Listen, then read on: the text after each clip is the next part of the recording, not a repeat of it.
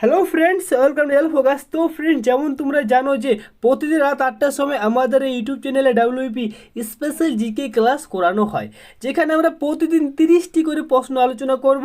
এর আগে আমরা 25টি করে প্রশ্ন আলোচনা করতাম, কিন্তু আজ থেকে আমরা প্রতিদিন 30টি করে প্রশ্ন আলোচনা করব।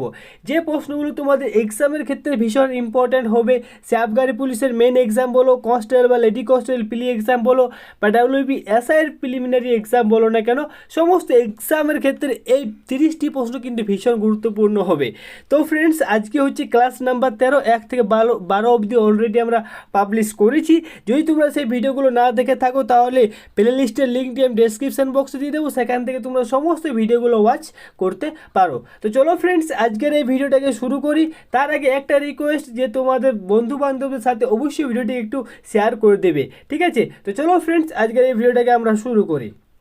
তো দেখো, প্রথম যে প্রশ্নটা রয়েছে, মানবদেহের ওজনের শতকরা কত শতাংশ জল থাকে?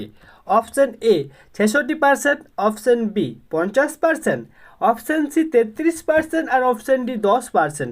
তো এর অ্যান্সারটা কী হবে? যদি তোমরা অ্যান্সার পারো তাহলে অবশ্যই আমাকে অ্যান্সারটা জানাও যে এর অ্যান্সারটা কী হবে, ঠিক আছে? তো দেখো ফ্রেন্ডস, এর অ্যান্সারটা হবে অপশান এ 66%। মানবদেহের শতকরা 66% কী থাকে? জল থাকে, ঠিক আছে? নেক্সট প্রশ্ন দেখো।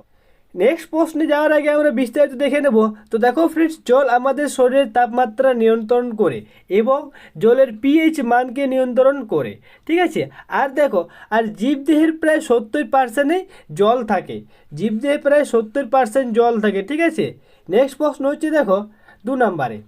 2 নম্বর প্রশ্ন হচ্ছে, সরল অণুবীক্ষণ যন্ত্র প্রথম কি আবিষ্কার করেন? সরল অণুবীক্ষণ যন্ত্র প্রথম কে আবিষ্কার করেন? অপশান এ দেওয়া রয়েছে দেখো রবার্ট হুক, অপশান বি দেওয়া রয়েছে লিওয়েন হক, অপশান সি পারকিনজি, আর অপশান ডি দেওয়া হয়েছে রবার্ট ব্রাউন। তো অ্যান্সারটা কী হবে? সরল অণুবীক্ষণ যন্ত্র কে আবিষ্কার করেন?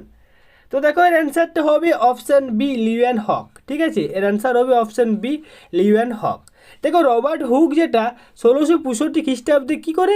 কোষ আবিষ্কার করে, ঠিক আছে? 1665 খ্রিস্টাব্দে রবার্ট হুক কোষ আবিষ্কার করে, ঠিক আছে? আর রবার্ট ব্রাউন নিউক্লিয়াস আবিষ্কার করেন, ঠিক আছে? কোষের মস্তিষ্ক বলা হয় কাকে? নিউক্লিয়াসকে। আর নিউক্লিয়াস আবিষ্কার করেন কে? রবার্ট ব্রাউন, ঠিক? নেক্সট প্রশ্ন হচ্ছে দেখো 3 নম্বরে। 3 নম্বর প্রশ্নটি হচ্ছে, নিম্নলিখিত কোনটি সরীসৃপ? অপশান এ দেওয়া রয়েছে দেখো সালামান্ডার, অপশান বি দেওয়া রয়েছে দেখো কচ্ছপ, অপশান সি দেওয়া রয়েছে নিউট, আর অপশান ডি দেওয়া রয়েছে হাঙর। তো অ্যান্সারটা কী হবে? নিম্নলিখিত কোনটি সরীসৃপ? তো দেখো, এই ক্ষেত্রে হবে এর অ্যান্সার অপশান বি, ঠিক আছে? কচ্ছপ। কচ্ছপ হবে এর সঠিক উত্তর। কচ্ছপ হচ্ছে একটি সরীসৃপ প্রাণী, ঠিক আছে? বিস্তারিত দেখে নেব। তো দেখো ফ্রেন্ডস, সালামান্ডার ও নিউট এই দুটি হলো উভচর শ্রেণীর প্রাণী, ঠিক আছে? এই সালামান্ডার আর নিউট এই দুটি হচ্ছে উভচর শ্রেণীর প্রাণীর, ঠিক? আর দেখো, আর হাঙর হচ্ছে তরুণাস্থি বিশিষ্ট এক ধরনের মাছ, ঠিক আছে? আর আর যেটা কচ্ছপ যেটা হচ্ছে সেটা হচ্ছে সরীসৃপ, ঠিক? তো দেখো, এগুলো কিন্তু তোমাদের এক্সামের ক্ষেত্রে ইম্পর্ট্যান্ট, কারণ এখন ডাব্লিউপি কনস্টেবল বা লেডি কনস্টেবল বা আবগারি পুলিশ এর এক্সাম বলো না কেন, সমস্ত এক্সামের ক্ষেত্রে এখন দেখবে তোমরা হিস্টোরি আর পলিটিক্যাল সায়েন্সটা মানে কম দিচ্ছে, ঠিক আছে? কম দিচ্ছে, তার জায়গায় দেখবে সায়েন্সটা কিন্তু বেশি দিচ্ছে।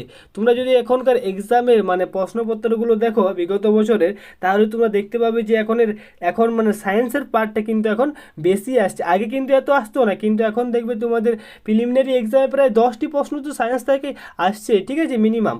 তো তাই আমি তোমাদেরকে সায়েন্সের পার্টটা একটু বেশি করাচ্ছি, ঠিক আছে? নেক্সট প্রশ্ন হচ্ছে দেখো 4 নম্বর যে প্রশ্নটা রয়েছে, নিম্নের কোনটি প্রকৃত ফল নয়? অপশান এ দেওয়া রয়েছে দেখো খেজুর, অপশান বি তাল, অপশান সি আপেল, আর অপশান ডি আঙ্গুর। তো এর অ্যান্সারটা কী হবে? নিম্নলিখিত কোনটি প্রকৃত ফল নয়? তো দেখো ফ্রেন্ডস, প্রকৃত ফলের ব্যাপার যখনই আসবে তখন কিন্তু তোমাদের অ্যান্সার হয়ে যাবে আপেল, ঠিক আছে? আপেল কিন্তু কোনো প্রকৃত ফল নয়, ঠিক আছে? আপেল হচ্ছে অপ্রকৃত ফল, ঠিক? বিস্তারিত দেখে নেব।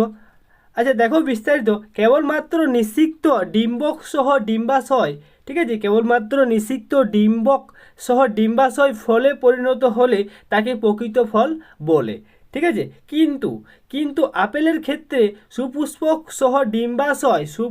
সহ ডিম্বাশয় ফলে পরিণত হয়, ফলে আপেল একটি অপ্রকৃত ফল। ঠিক আছে, মনে রাখবে আপেল একটি অপ্রকৃত ফল, প্রকৃত ফল কিন্তু নয়। ভীষণ ইম্পর্ট্যান্ট এই প্রশ্নটা ফ্রেন্ডস, তোমাদের এক্সামের ক্ষেত্রে ভীষণ ইম্পর্ট্যান্ট। নেক্সট প্রশ্ন হচ্ছে দেখো 5 নম্বরে, মানুষের বিজ্ঞান সম্বন্ধ নাম কি? অপশন এ দেওয়া রয়েছে দেখো ক্যাপ্রা হিরকাস, আর অপশন বি দেওয়া রয়েছে দেখো হোমোসেপিয়েন্স, অপশন সি দেওয়া রয়েছে দেখো কাতলা কাতলা, আর অপশন ডি কোনোটি নয়। তো এর অ্যান্সারটি কী হবে? মানুষের বিজ্ঞান সম্বন্ধ নাম কি? তো দেখো ফ্রেন্ডস, এক্ষেত্রে অ্যান্সার হবে অপশন বি। ঠিক আছে, অপশন বি হবে এর সঠিক উত্তর। হোমোসেপিয়েন্স হলো মানুষের বিজ্ঞান সম্বন্ধ নাম। ঠিক, আর দেখো ক্যাপ্রা ক্যাপ্রা হিরকাস যেটা, সেটা হচ্ছে ছাগলের বিজ্ঞান সম্বন্ধ নাম, মনে রাখবে। ঠিক আছে, ছাগলের বিজ্ঞান সম্বন্ধ নাম হচ্ছে ক্যাপ্রা হিরকাস। ঠিক, আর কাতলা কাতলা যেটা, সেটা হচ্ছে কাতলা মাছের বিজ্ঞান সম্বন্ধ নাম। ঠিক আছে, কাতলা মাছের বিজ্ঞান সম্বন্ধ নাম হচ্ছে কাতলা কাতলা। ঠিক, নেক্সট হচ্ছে দেখো 6 নম্বরে, শরীরের কার্বোহাইড্রেট সঞ্চিত থাকে কোথায়? আমাদের শরীরে কার্বোহাইড্রেট সঞ্চিত থাকে কোথায়? অপশন এ দেখো গ্লুকোজে, option B starch, option C গ্লাইকোজেনে, আর অপশন ডি দেওয়া রয়েছে সুক্রোজ। তো অ্যান্সারটি কী হবে? শরীরের কার্বোহাইড্রেট সঞ্চিত থাকে কোথায়? তো দেখো ফ্রেন্ডস, এর অ্যান্সারটা হবে গ্লাইকোজেনে শরীরের কার্বোহাইড্রেট সঞ্চিত থাকে, গ্লাইকোজেনে। ঠিক, আর দেখো গ্লুকোজ যেটা, সেটা যে কার্বোহাইড্রেটের সব থেকে ছোটো উপাদান, মনে রাখবে কার্বোহাইড্রেট সব থেকে ছোটো উপাদান যেটা, সেটা হচ্ছে গ্লুকোজ। ঠিক, C6H12O6, এটা হচ্ছে কার্বোহাইড্রেট সব থেকে ছোটো উপাদান। যদি এখান থেকে তোমাদের আরেকটা প্রশ্ন আসে যে কার্বোহাইড্রেটে মানে কার্বন হাইড্রোজেন আর অক্সিজেন, ঠিক আছে, কার্বন হাইড্রোজেন অক্সিজেন এই তিনটা যে অণু, এগুলো মানে কি অনুপাতে থাকে? তো দেখো মনে রাখবে কার্বন হাইড্রোজেন সেগুলো 1:2:1 অনুপাতে থাকে। কার্বন হাইড্রোজেন অক্সিজেন এই তিনটি অণু কিন্তু 1:2:1 অনুপাতে থাকে। ঠিক, আর দেখো ফ্রেন্ডস, এখানে কিন্তু এর অ্যান্সার হয়ে যাবে অপশান সি। ঠিক আছে, গ্লাইকোজেন মানে কার্বোহাইড্রেট সঞ্চিত থাকে গ্লাইকোজেনের মধ্যে। ঠিক, তো দেখো বিস্তারিত দেখে নেব। তো দেখো রক্তে গ্লুকোজের পরিমাণ বৃদ্ধি পেলে কার্বোহাইড্রেট রক্ত থেকে পেশি কোষে ও যকৃৎ কোষে ইনসুলিন হরমোনের প্রভাবে গ্লাইকোজেনেসিস প্রক্রিয়ায় গ্লাইকোজেনে পরিণত হয়ে সঞ্চিত থাকে। ঠিক আছে, কি আরেকবার দেখো আমি পড়ছি, রক্তে গ্লুকোজের পরিমাণ বৃদ্ধি পেলে, যখন রক্তে গ্লুকোজের পরিমাণটা বৃদ্ধি পায়, তখন সেই কার্বোহাইড্রেট রক্ত থেকে পেশি কোষে ও যকৃতের কোষে ইনসুলিন হরমোনের প্রভাবে গ্লাইকোজেনেসিস প্রক্রিয়ার মাধ্যমে গ্লাইকোজেনে পরিণত হয় কার্বোহাইড্রেট। ঠিক আছে, নেক্সট প্রশ্ন হচ্ছে দেখো 7 নম্বরে, ভিটামিন এ এর অভাবে কী রোগ হয়? ভিটামিন এ এর অভাবে কী রোগ হয়? ঠিক আছে, ভিটামিন এ এর অভাবে কী রোগ হয়? অপশান এ রাতকানা হয়, অপশান বি স্কারভি হয়, অপশান সি রিকেটস, আর অপশান ডি চুল পড়া। তো অ্যান্সারটা কী হবে? ভিটামিন এ এর অভাবে কী রোগ হয়? তো দেখো এর অ্যান্সারটা হবে রাতকানা। ঠিক আছে, যে চোখের যে সমস্ত সমস্যাগুলো, সেগুলো ভিটামিন এ এর অভাবে হয়। ঠিক আছে, মনে রাখবে ভিটামিন এ এর অভাবে চোখের সমস্যা হয়, রাতকানা হয়। ঠিক আছে, কালার ব্লাইন্ডনেস, এগুলো কিন্তু ভিটামিন এ এর অভাবেই হয়। আর ভিটামিন সি এর অভাবে স্কারভি রোগ হয়। ঠিক আছে, মনে রাখবে ভিটামিন সি এর অভাবে স্কারভি রোগ হয়। ভিটামিন ডি এর অভাবে রিকেটস রোগ হয়। ঠিক আছে, মনে রাখবে ভিটামিন ডি এর অভাবে রিকেটস রোগ হয়। ঠিক, নেক্সট প্রশ্ন হচ্ছে দেখো 8 নম্বরে। তো দেখো তাপ মাপার এসআই একক কি? Option A hertz, option B joule, option C volt, আর অপশন ডি ক্যালোরি। তো অ্যান্সারটা কী হবে? তাপমাপার এসআই একক কি? তো দেখো এর অ্যান্সারটা হবে অপশন ডি ক্যালোরি। ঠিক আছে, তাপমাপার এসআই একক যেটা, সেটা হবে ক্যালোরি। আর হার্জ যেটা, সেটা হচ্ছে কম্পাঙ্ক মাপার এসআই একক, সেটা হচ্ছে হার্জ। ঠিক আছে, আর কার্য মাপার এসআই একক যেটা, সেটা হচ্ছে জুল। ঠিক আছে, কার্য মাপার এসআই একক যেটা, সেটা হচ্ছে জুল। আর বিভব প্রভেদ, ঠিক আছে, তড়িৎ প্রবাহ যখন চ্যাপ্টারে তোমরা পড়বে, তখন সেই বিভব প্রভেদ বলে একটা টার্ম আসছে। ঠিক আছে, ভোল্টেজ বলে একটা টার্ম আসে। তো ভোল্টেজ মাপার এসআই একক সেটা হচ্ছে ভোল্ট। ঠিক আছে, বা বিভব প্রভেদ মাপার এসআই একক যেটা, সেটা হচ্ছে ভোল্ট। ঠিক, নেক্সট প্রশ্ন হচ্ছে দেখো 9 নম্বরে, বেগ একটি কোন রাশি? অপশান এ স্কেলার রাশি, অপশান বি ভেক্টর রাশি, অপশান সি প্রকৃত রাশি, আর অপশান ডি ভৌত রাশি। তো অ্যান্সারটা কি হবে? বেগ একটি কি রাশি? তো দেখো ফ্রেন্ডস, এর অ্যান্সারটা হবে, মনে রাখবে, বেগ হলো একটি ভেক্টর রাশি। কিভাবে মনে রাখবে? তো দেখো, মনে রাখার তো কোনো নিয়ম নেই, তবে এই যে ভেক্টর রাশি আর স্কেলার রাশি, এই দুটো রাশির ডেফিনেশনটা সাহায্যে কিন্তু তোমরা মনে রাখতে পারবে। ঠিক, তো দেখো ডেফিনেশনটা কী বোর্ডে, ভেক্টর রাশির ডেফিনেশন বোর্ড হচ্ছে যে রাশির কী আছে, মান আছে, ঠিক আছে, যে রাশির একটা মান আছে আর একটা কোনো দিক আছে, ঠিক আছে, যে রাশির মান ও দিক দুয়েই থাকবে তাকে বলা হয় ভেক্টর রাশি। যে রাশি শুধুমাত্র মান থাকে তাকে বলা হয় স্কেলার রাশি। ঠিক আছে, তো দেখো এগুলো কিন্তু মনে রাখার উপায় হচ্ছে যে স্কেলার রাশি, দেখো এখানে স্কেলার রাশি, ঠিক আছে, স্কেলার রাশি। তো স্কেলার মানে কি, একটা স্কেল ধরো, দেখবে একটা স্কেলের মধ্যে কী দেওয়া থাকে, শুধুমাত্র মান দেওয়া থাকে, এরকম 1 2 3 4 5 6 ভাবে শুধুমাত্র মান দেওয়া থাকে। তাই মনে রাখবে যে স্কেলার রাশি যখনই মাথায় মানে প্রশ্ন আসবে, তখন মনে কি স্কেলে কী থাকে, শুধুমাত্র মান থাকে। আর যে রাশি শুধুমাত্র মান থাকবে তাকে আমরা স্কেলার রাশি বলবো। ঠিক আছে, আর ভেক্টর রাশির ক্ষেত্রে যে রাশির মান ও দিক দুয়েই থাকবে তাকে আমরা ভেক্টর রাশি বলি। তো দেখো বেগ একটা ভেক্টর রাশি কিভাবে হলো? তো দেখো, কারণ বেগ, দেখো কোন বেগ মানে কি একটা স্পিডের মতো, ঠিক আছে। তো দেখো বেগের ক্ষেত্রে কি হয়, তোমরা যখনই বেগের কথা উল্লেখ করবে তখন একটা কোনো দিকের কথা উল্লেখ হবে, ঠিক আছে, আর একটা মানের কথা উল্লেখ হবে, ঠিক আছে, এত কিলোমিটার পার সেকেন্ড স্পিড। ঠিক, বেগের ক্ষেত্রে কি কোনো একটা মানের কথা উল্লেখ হবে আর কোনো এক দিকে, ঠিক আছে, আমার বেগ এই দিকে বা ওই দিকে, ঠিক আছে, সেই ক্ষেত্রে একটা দিক থাকবে আর একটা মান থাকবে। যখনই তোমার মান ও দিক দুয়েই থাকবে তখন সেটা হবে ভেক্টর রাশি। আর যখনই শুধুমাত্র মান থাকবে, যেমন সময় কটা বাজছে, 8টা বাজছে, 8টা বাজে, এখান থেকে তো কেউ প্রশ্ন করতে পারবে না যে 8টা কোন দিকে বাজছে, উপর দিকে বাজছে কি নিচের দিকে বাজছে, এক্ষেত্রে কোনো দিক নেই, তাই এক্ষেত্রে শুধুমাত্র মান রয়েছে। মানে যদি মান থাকে শুধুমাত্র, তাহলে মনে রাখবে সেটা স্কেলার রাশি, আর মান ও দিক দূরে থাকলে সেটা হবে ভেক্টর রাশি।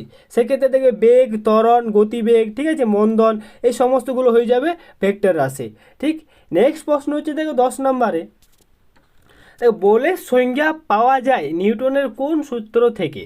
বলের সংজ্ঞা, ফোর্স, ঠিক আছে, বলের সংজ্ঞা পাওয়া যায় নিউটনের কোন সূত্র থেকে?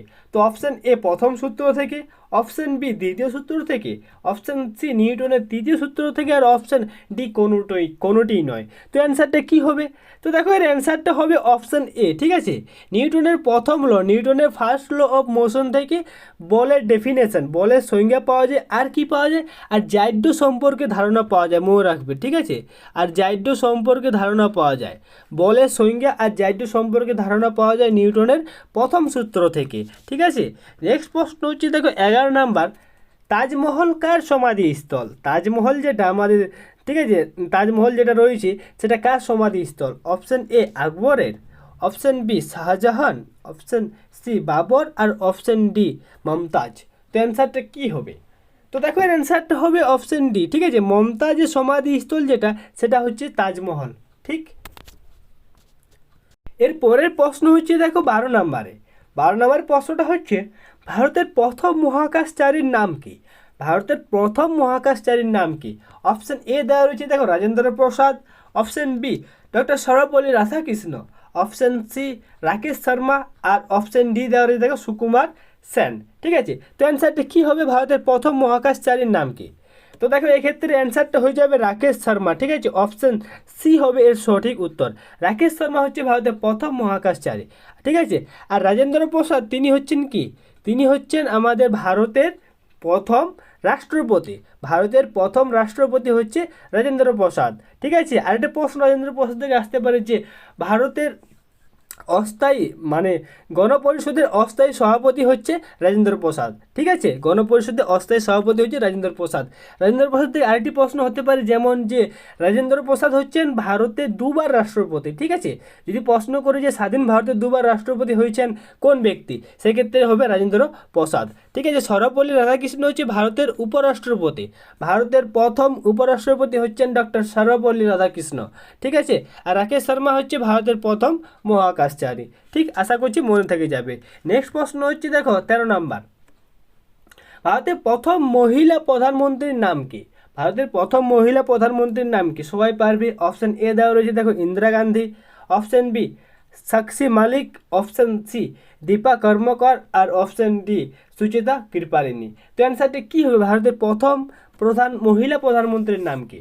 তো দেখো এর অ্যান্সারটা হবে অপশন এ ইন্দিরা গান্ধী। ইন্দিরা গান্ধী হচ্ছেন ভারতের প্রথম মহিলা প্রধানমন্ত্রী। ঠিক আছে, নেক্সট প্রশ্ন হচ্ছে দেখো 14 নম্বরে, ভারতের প্রথম কলেজ কোনটি? ভারতের প্রথম কলেজ কোনটি? অপশন এ দেওয়া রয়েছে Kolkata medical college, option B Kolkata Fort William college, আর অপশন সি থমসন কলেজ, আর অপশন ডি কোনোটিই নয়। এখানে একটু মিস্টেক হয়ে গেছে। ঠিক আছে, তো বলো অ্যান্সারটা কী হবে? Kolkata medical college, Kolkata Fort William college, Thomson college, না কোনোটিই নয়?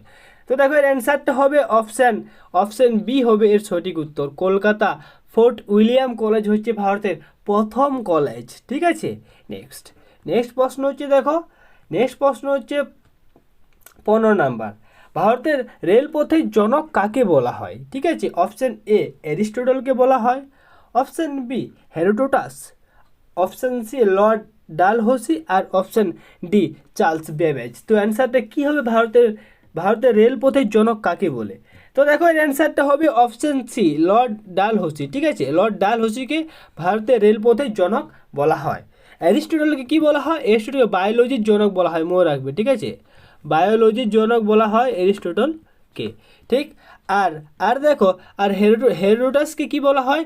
ইতিহাসের জনক বলা হয়। ঠিক আছে, ইতিহাসের জনক বলা হয় হেরোডোটাসকে। ঠিক, ইতিহাসের জনক বলা হয় হেরোডোটাসকে। লর্ড ডালহৌসিকে বলা হয় ভারতের রেলপথের জনক। ঠিক, আর চার্লস বেবেজকে বলা হয় কম্পিউটারের জনক। ঠিক আছে, কম্পিউটারের জনক চার্লস বেবেজ। নেক্সট প্রশ্ন হচ্ছে দেখো, নেক্সট প্রশ্ন হচ্ছে 16 নাম্বার, আইএমএফ এর সদর দপ্তর কোথায় রয়েছে? ঠিক আছে, ইন্টারন্যাশনাল মনিটারি ফান্ড। আইএমএফ এর ফুল ফর্ম হচ্ছে ইন্টারন্যাশনাল মনিটারি ফান্ড। তো দেখো option A Geneva, option B New York, option C France, আর অপশন ডি ওয়াশিংটন ডিসি। তো আইএমএফ এর সদর দপ্তর কোথায় রয়েছে? তো দেখো এর অ্যান্সারটা হবে অপশন ডি। ঠিক আছে, ওয়াশিংটন ডিসিতে আইএমএফের সদর দপ্তর মানে হেডকোয়ার্টার রয়েছে। ঠিক আছে, নেক্সট প্রশ্ন হচ্ছে দেখো 17 নাম্বার, বিশ্ব মাতৃক দিবস কবে পালন করা হয়? বিশ্ব মাতৃক দিবস ওয়ার্ল্ড মাদার্স ডে কবে পালন করা হয়? অপশান এ 21শে জানুয়ারি, অপশান বি 21শে ফেব্রুয়ারি, অপশান সি 21শে মার্চ, অপশান ডি 21শে সেপ্টেম্বর। তো অ্যান্সারটা কী হবে? তো দেখো এর অ্যান্সারটা হবে 21শে ফেব্রুয়ারি। ঠিক আছে, 21শে ফেব্রুয়ারি প্রত্যেক বছর ওয়ার্ল্ড মাদার্স ডে হিসাবে আমরা পালন করে থাকি। নেক্সট প্রশ্ন হচ্ছে দেখো 18 নাম্বার, সেই রাষ্ট্রেই ভালো যা কম শাসন করে, উক্তিটি কার? সেই রাষ্ট্রেই ভালো যা কম শাসন করে। Option A Mahatma Gandhi, option B Rabindranath Thakur, option C Swami Vivekananda, আর অপশন ডি লাল বাহাদুর শাস্ত্রী। তো অ্যান্সারটা কী হবে? সেই রাষ্ট্রেই ভালো যা কম শাসন করে, উক্তিটি কার? তো দেখো এক্ষেত্রে এর অ্যান্সারটা হবে অপশন এ মহাত্মা গান্ধী। মহাত্মা গান্ধীর উক্তি হচ্ছে সেই রাষ্ট্রেই ভালো যা কম শাসন করে। ঠিক আছে, তো দেখে নেব বিস্তারিতভাবে। তো দেখো মহাত্মা গান্ধীর উক্তিগুলো হচ্ছে 1 নম্বরে সেই রাষ্ট্রেই ভালো যা কম শাসন করে। 2 নম্বর রয়েছে দেখো হে রাম। হে রামটা হচ্ছে কিন্তু মহাত্মা গান্ধীর উক্তি। ঠিক আছে, আরেকটা যে দেখো চোখের বদলে চোখ নিলে গোটা পৃথিবী অন্ধকার হয়ে যাবে, এটা কিন্তু মহাত্মা গান্ধীর উক্তি। ঠিক আছে, আরেকটা রয়েছে সত্য ও অহিংসা আমার ঈশ্বর। সত্য ও অহিংসা হলো আমার ঈশ্বর, এটা কিন্তু মহাত্মা গান্ধীর উক্তি। ঠিক আছে, নেক্সট প্রশ্ন হচ্ছে দেখো 19 নাম্বার, হকি খেলা প্রথম কোথায় প্রচলিত ছিল? অপশান এ দেখো ইংল্যান্ডে, option B Bharat, option C দেওয়া রয়েছে দেখো স্কটল্যান্ড, আর অপশান ডি দেওয়া রয়েছে রোম। তো অ্যান্সারটা কী হবে? হকি খেলা প্রথম কোথায় প্রচলিত ছিল? অ্যান্সারটা হবে অপশান এ ইংল্যান্ডে। ঠিক আছে, ইংল্যান্ডে প্রথম হকি খেলা প্রচলিত ছিল। বিস্তারিত দেখে নেব। তো দেখো ইংল্যান্ডে কী কী খেলা ছিল? ক্রিকেট ছিল, হকি ছিল, আর লং টেনিস ছিল। ঠিক আছে, আর দেখো আর কি তো ভারতে ছিল ব্যাডমিন্টন আর পোলো। ঠিক আছে, ব্যাডমিন্টন আর পোলো ছিল ভারতে মানে প্রথম প্রচলিত খেলা। ঠিক, নেক্সট যদি দেখো স্কটল্যান্ডে ছিল গল্ফ। ঠিক আছে, গল্ফ ছিল, সাইক্লিং ছিল, এগুলো ছিল স্কটল্যান্ডে। ঠিক, নেক্সট দেখো রোমে ছিল বক্সিং। ঠিক আছে, রোমে ছিল বক্সিং, আর আমেরিকাতে ছিল ভলিবল। তো এই খেলাগুলো ছিল এইসব দেশে প্রচলিত। ঠিক আছে, আশা করছি মনে থেকে যাবে। দেখো ইংল্যান্ডে ছিল, আমি আরেকবার বলি, ক্রিকেট, হকি, লং টেনিস। ঠিক, ভারতে ছিল ব্যাডমিন্টন আর পোলো, আর স্কটল্যান্ডে ছিল গল্ফ আর সাইক্লিং, আর রোমে ছিল বক্সিং, আর আমেরিকাতে ছিল ভলিবল। ঠিক আছে, নেক্সট প্রশ্ন হচ্ছে দেখো 20 নম্বরের প্রশ্ন, অর্জুন পুরস্কার কোন ক্ষেত্রে দেওয়া হয়? অর্জুন পুরস্কার কোন ক্ষেত্রে দেওয়া হয়? অপশান এ সিনেমাতে দেওয়া হয়, অপশান বি সাহিত্যে দেওয়া হয়, অপশান সি দেখো খেলাধুলাতে দেওয়া হয়, আর অপশান ডি সামরিক ক্ষেত্রে দেওয়া হয়। তো অর্জুন পুরস্কার কোন ক্ষেত্রে দেওয়া হয়? অ্যান্সারটা হবে অপশান সি। ঠিক আছে, খেলাধুলাতে অর্জুন পুরস্কার দেওয়া হয়। ঠিক আছে, আর দেখো আর বাকি যে সমস্ত সিনেমা রয়েছে, সাহিত্য রয়েছে, সামরিক রয়েছে, এগুলো তোমরা কমেন্ট করে অবশ্যই জানাও যে সিনেমাতে কোন পুরস্কার দেওয়া হয়। ঠিক আছে, আর সাহিত্যের ক্ষেত্রে, সামরিকের ক্ষেত্রে। ঠিক আছে, এগুলো তোমরা আমাকে কমেন্ট করে জানাও। নেক্সট প্রশ্ন হচ্ছে 21 নম্বর, দেখো ভারতের পঞ্চায়েতি রাজ ব্যবস্থা কয় প্রকার? ভারতের পঞ্চায়েতি রাজ ব্যবস্থা কয় প্রকার? এক প্রকার, আচ্ছা এক স্তর, অপশান বি 2 স্তর, অপশান সি 3 স্তর, আর অপশান ডি কোনোটি নয়। তো দেখো অ্যান্সারটা হবে 3 স্তর। ভারতের যে পঞ্চায়েতি ব্যবস্থা রয়েছে সেটা রয়েছে 3 স্তর বিশিষ্ট। ঠিক আছে, মানে 3টে স্তর রয়েছে। নেক্সট প্রশ্ন হচ্ছে দেখো 22 নাম্বার, যেটা হচ্ছে সংবিধান সভার সভাপতি কে ছিলেন? সংবিধান সভার সভাপতি কে ছিলেন? Option A B R Ambedkar, option B C Raja Gopalachari মানে চন্দ্রশেখর রাজা গোপালাচারী, অপশান সি রাজেন্দ্র প্রসাদ, আর অপশান ডি জওহরলাল নেহরু। তো অ্যান্সারটা কী হবে? অ্যান্সারটা হবে অপশান সি রাজেন্দ্র প্রসাদ। রাজেন্দ্র প্রসাদ ছিলেন ভারতের সংবিধানের সভার সভাপতি। ঠিক আছে, নেক্সট প্রশ্ন হচ্ছে দেখো 23 নম্বরে, ভারতের সংবিধান কোন তারিখে গৃহীত হয়? ভারতের সংবিধান যেটা সেটা কোন তারিখে গৃহীত হয়? অপশান এ 26শে নভেম্বর 1949 সালে, অপশান বি 26শে জানুয়ারি 1949 সালে, অপশান সি 26শে জানুয়ারি 1950 সালে, আর অপশান ডি 26শে নভেম্বর 1950 সালে। তো অ্যান্সারটা কী হবে? অ্যান্সারটা হবে অপশান এ এর সঠিক উত্তর। ঠিক আছে, 26শে নভেম্বর 1949 সালে সংবিধান গৃহীত হয়। মনে রাখবে ভারতের সংবিধান যেটা গৃহীত হয় সেটা হচ্ছে 26শে নভেম্বর 1949 সালে, আর 26শে জানুয়ারি 1950 সালে ভারতের সংবিধান কার্যকর হয়।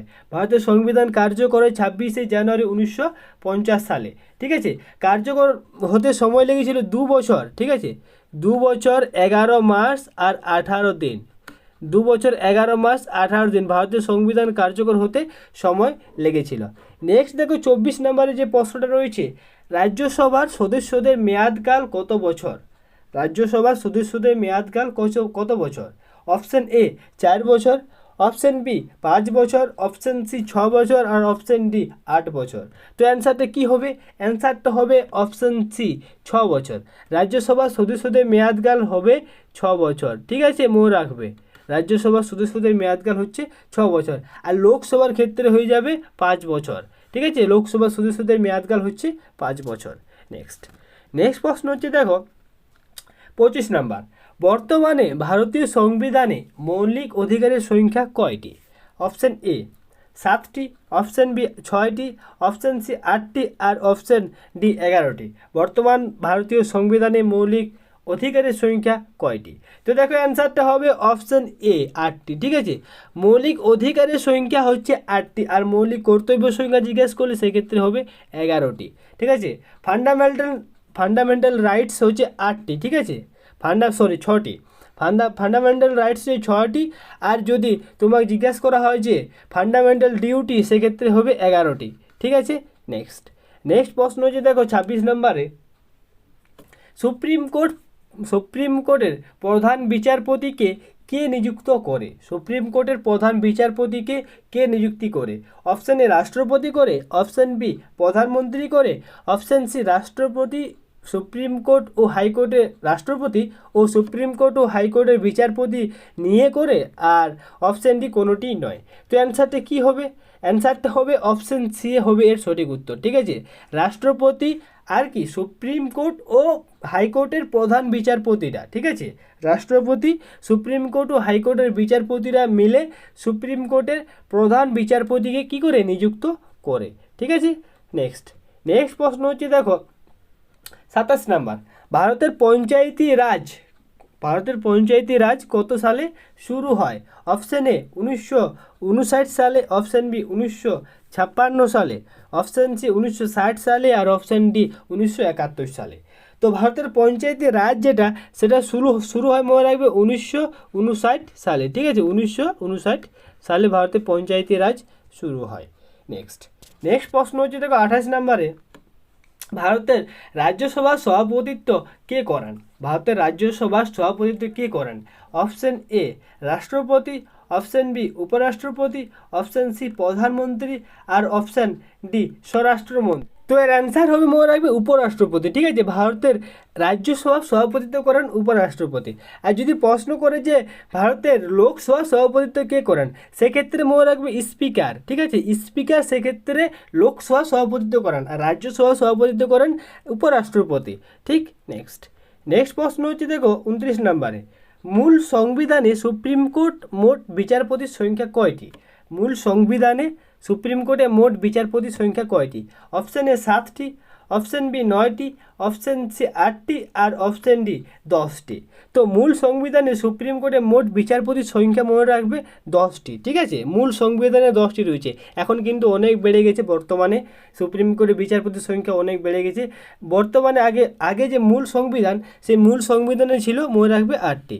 ঠিক, নেক্সট প্রশ্ন হচ্ছে দেখো, সুপ্রিম কোর্টের বিচারপতিদের অবসরণ গ্রহণের বয়স কত? অপশান এ দেওয়া রয়েছে 60 বছর, অপশান বি 62 বছর, অপশান সি 65 বছর আর অপশান ডি 58 বছর। তো সুপ্রিম কোর্ট বিচারপতিদের অবসরণের বয়স সেটা হবে 65 বছর। ঠিক আছে, 65 বছর হচ্ছে সুপ্রিম কোর্টের বিচারপতিদের অবসরণের বয়স। নেক্সট প্রশ্ন হচ্ছে দেখো, ভারতের একমাত্র রাজ্য যারা কেশর তৈরি করে। ঠিক আছে, option A Assam, option B Himachal Pradesh, option C Jammu Kashmir আর অপশান ডি মেঘালয়। তো এর অ্যান্সার হবে মনে রাখবে জম্মু কাশ্মীর। ঠিক আছে, ভারতের একমাত্র রাজ্য যারা কেশর তৈরি করে সেটা হবে জম্মু কাশ্মীর। এই রাজ্যটি শুধুমাত্র কেশর তৈরি করে ভারতের মধ্যে।